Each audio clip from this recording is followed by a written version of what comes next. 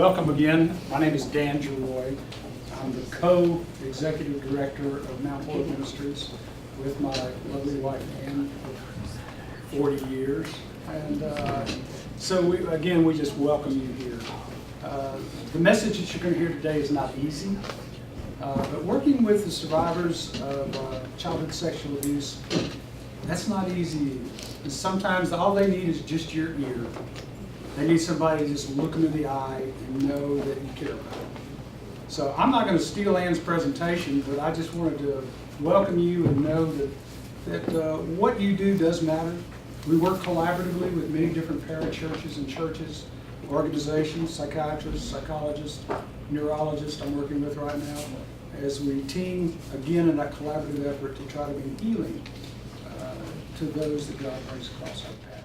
We are so excited that you are here, and we're excited that we can share good news with you. This is a very hard topic to discuss. It's hard on those of us who encounter people who are survivors of childhood sexual abuse. All right, so touching the heart of the Hill Country's sexual abuse survivors. Sexual abuse is a tough topic. When an adult reveals that they were sexually abused as a child, there's always an awkward moment of silence. I've experienced this over and over. It's just that, and that's all it takes sometimes.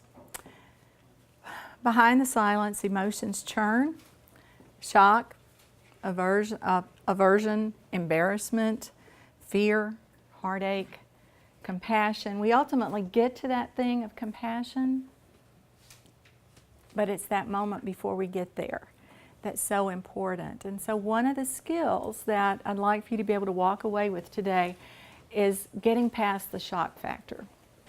All right, the wounded survivor turns away because your body language reveals the tangle of emotions that you were trying to contain. You're not going to be blatant with them, but it's just that emotional churning that goes on. And the way that they see that is rejection.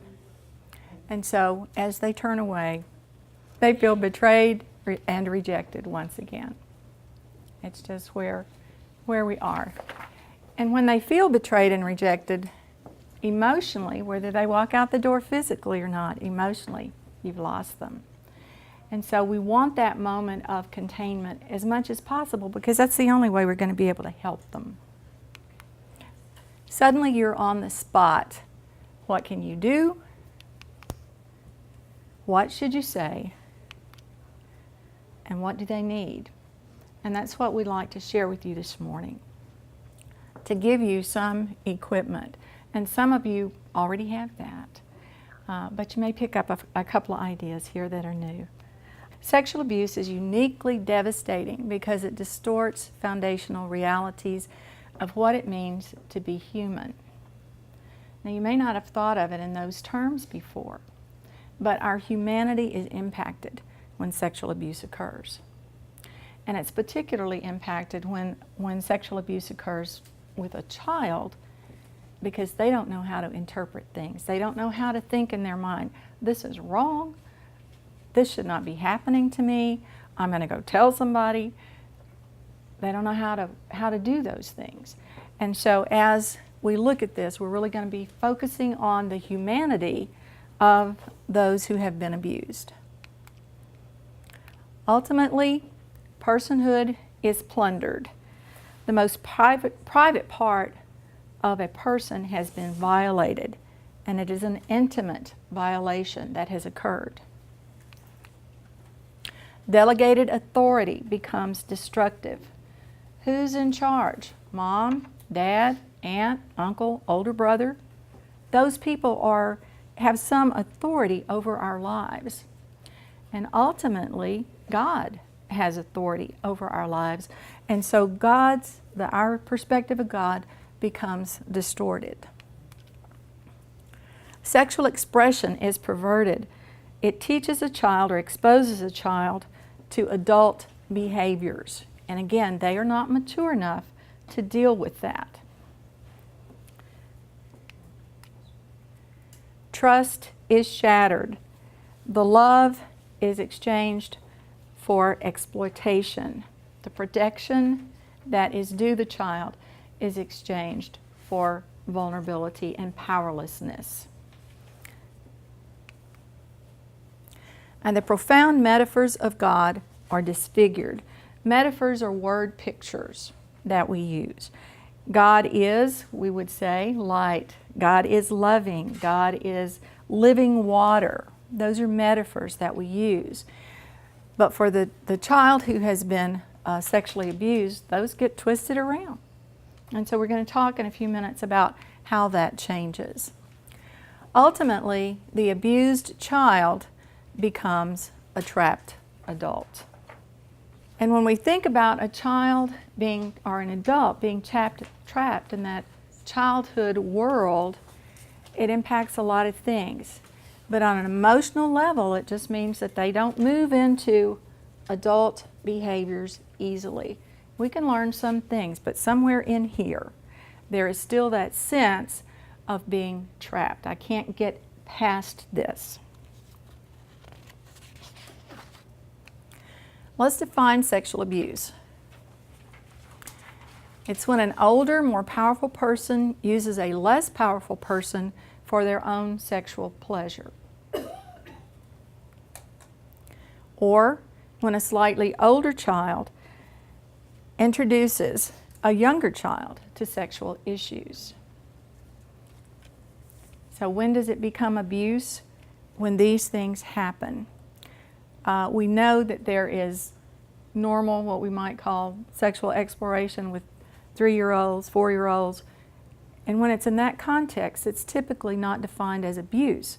But when you've got a 15-year-old with a 7-year-old, yeah, we're looking at some serious issues here. Sexual abuse is further divided into these two components. Physical contact, which could be anything from touching to forced intercourse or rape. So anytime there's physical contact going on. And then interactions, being visually observed in a sensual manner. Being verbally abused through seductive conversations.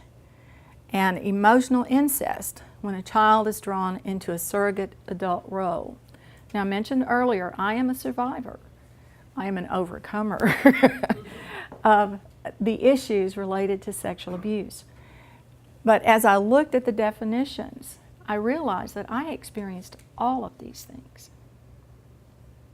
I was abused by my dad from the time I was very, very young. I don't have the earliest memories out there, but until I was 14.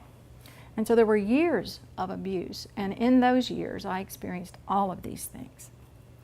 Being visually observed in a sensual manner, just to give you an example, my dad would watch me through the bathroom door after I had taken a bath and was changing clothes. Verbal abuse through seductive conversations. My dad would talk to me about things that a father should never talk to a daughter about. Never, ever. Things I did not need to know.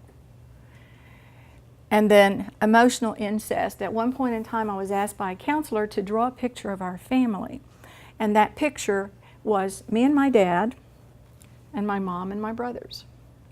And what that meant was that the relationship with my dad was that sort of incestuous relationship on an emotional level. My dad would talk to me about things that he should have been talking to my mother about. And so you find that to be true. All right, some statistics. 52% of women and 33% of men experience sexual abuse before the age of 18. Now, this is based on the definitions that we just talked about.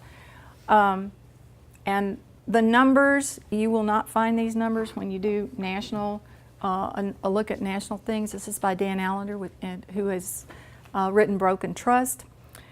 But I can tell you that in the work that we do through Mount Horeb House, I may have 3 women out of 54 that I saw last year who were not suffering from some form or some issue with sexual abuse. It's incredible, the numbers. And Are these numbers from reported cases pieces of it, or just? Yeah, here, I'll give you this next one is, okay, documented numbers according to the Rape, Assault, and Incest National Network look like these. And this does not give you percentages, but numbers that 17.7 million women and 2.78 million men have been victims of sexual assault. So if you're looking out at a group of people and you could imagine that half the women and a third of the men in your group are survivors of sexual abuse, it changes the perspective a little bit, because it's not something that is uncommon. It's almost a pandemic. Sexual abuse requires the attention of more than one profession, and that's part of what we would like to do here, is to let you know what we do.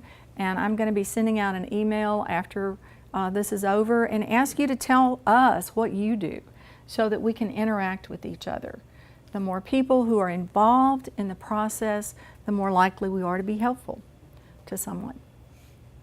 Every community needs people who understand and provide a healing environment.